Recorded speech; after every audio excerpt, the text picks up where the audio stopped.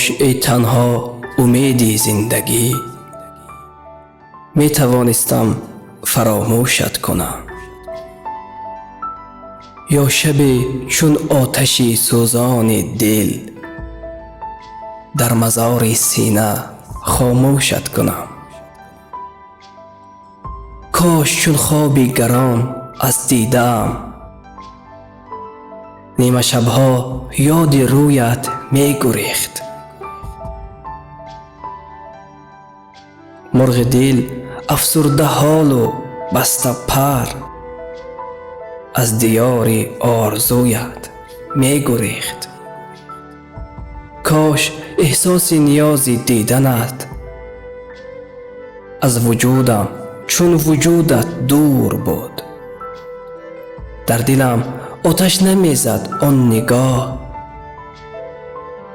کاش آن شب چشمهایم کور بود. کاش از باغی خوشی رویای تو دختری اندیشم پر می گرفت. فارغ از اندیشه هجران و وصل زندگی به عشقت از سر می گرفت.